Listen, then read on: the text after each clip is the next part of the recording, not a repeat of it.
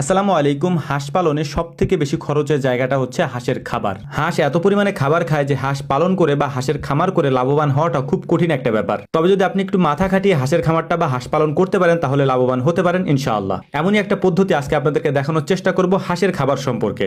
আমাদের যে বেইজিং হাঁসগুলো আছে এইগুলাকে যদি প্রতিদিন আমরা ফিড খাওয়ানো শুরু করি তাহলে 10 থেকে 12 কেজি পরিমাণে ফিড ওদের আমাদের প্রতিদিন দিতে হবে। এটা তো হলো কেনা খাবার ফিডের হিসাব। এর পাশাপাশি ওদেরকে আমাদের ধান কিনে খাওয়াইতে হবে, তার পরিমাণও প্রায় 10 কেজির উপরে। তো আমরা সেটা না করে ওদেরকে ভিন্ন পদ্ধতিতে আমরা একটা খাবারের ব্যবস্থা করে দিছি যাতে করে আমাদের খাবার খরচটা অনেক অংশ কমে যায়, এবং সেই পদ্ধতিটা আমি আপনাদের সাথে শেয়ার করার চেষ্টা করছি ইনশাআল্লাহ। প্রথমে যে শাকগুলি আমরা কেটে নিছি এইটা হচ্ছে কলমি শাক। এটা আপনারা অনেকেই চিনে থাকবেন। এটা হচ্ছে বিলে পাথারে হয়ে থাকে এবং সেখান থেকে আমরা তুলে এনে তারপর এগুলাকে পরিমাণ মতো কেটে নিয়েছি। ছোট ছোট করে কলমি শাক কেটে নিয়ে তার উপরে আমরা দিয়ে দিয়েছি হচ্ছে ধানের কুড়া, এরপরে পরিমাণ মতো দিয়েছি গমের ভুসি, এরপরে এর সাথে আমরা দিব হচ্ছে 2 কেজি পরিমাণে ফিড। 100 হাঁসের জন্য আমরা প্রায় 25 মিলির মতো জিঙ্ক দিয়ে দিয়েছি। কম বেশি হতে পারে, আপনারা সেটা হিসাব করে নেবেন। এখানে একটা বিষয় স্পষ্ট করে বলি, সেটা হচ্ছে আমরা কোনোটার পরিমাণ মতো দেই নেই। দুইটা জিনিস আমরা পরিমাণ মতো দিয়েছি, সেটা হচ্ছে জিঙ্ক আর একটা হচ্ছে ফিড। আমরা 2 কেজি পরিমাণে ফিড দিছি, এর বেশি আমরা দিই না। এখন এই 100 হাঁসের জন্য আপনি সব থেকে বেশি দিবেন যেটা, সেটা হচ্ছে কলমি শাক। এরপরে যেটা দিবেন সেটা হচ্ছে ধানের কুড়া, তারপরে হচ্ছে গমের ভুসি, এরপরে পরিমাণ মতো আপনি 2 কেজি পরিমাণে আপনি ফিড দিতে পারেন।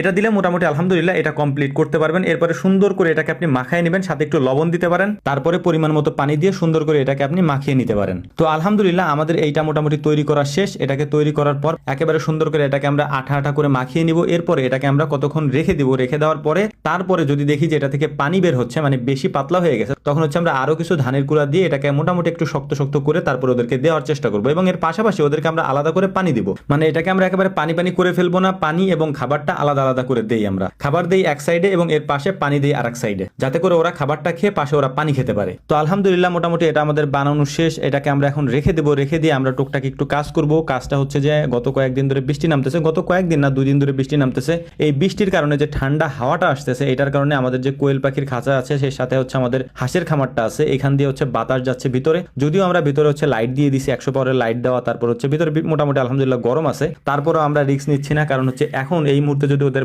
ঠান্ডা বাতাসটা লাগে তাহলে ঠান্ডা লেগে যেতে পারে এবং এই ঠান্ডা থেকে নানান ধরনের রোগ ব্যাধি তৈরি হতে পারে। তো আলহামদুলিল্লাহ আমরা এখন যে কাজটা করবো সেটা হচ্ছে আমাদের খামারের চারপাশ দিয়ে যে কাপড়গুলো আমরা টানায় রাখছিলাম ওই কাপড়গুলোকে কয়েকদিনের জন্য আমরা একেবারে লাগিয়ে দেবো। কারণ হচ্ছে বৃষ্টি হচ্ছে, এই বৃষ্টির ঠান্ডা বাতাসটা যেন ভিতরে না যায়। বৃষ্টির কারণে আজকে আমরা হাঁসগুলোকে ছাড়ি নাই। হাঁসগুলোকে যদি ছেড়ে দেই তাহলে সারাদিন যেহেতু বৃষ্টি হচ্ছে ওদেরকে উঠাইতে সমস্যা হবে। তো আলহামদুলিল্লাহ ওদের ঘরটাও সুন্দর করে পরিষ্কার করে দিচ্ছিলাম। পরিষ্কার করার পর হালকা একটু বের হয়ে আসছি যে ওদের খাবারটা একটু ঠিকঠাক করে নিয়ে ওদের সামনে দেই। এর মধ্যে সবগুলো হাঁস হচ্ছে বের হয়ে গেছে। এই হাঁসগুলো এত পরিমাণে ফাজিল, এইটা যারা না পালছে তারা বুঝবে না যে এগুলা কি পরিমাণ ফাজিল। মানে 1 মিনিট ওরা সুস্থ থাকে না। আর কোনো মানুষ দেখলে এত পরিমাণ যে ডাকাডাকি শুরু করে, কোনো মানুষকে ওরা সুস্থ থাকতে দেয় না। তো যাক, তার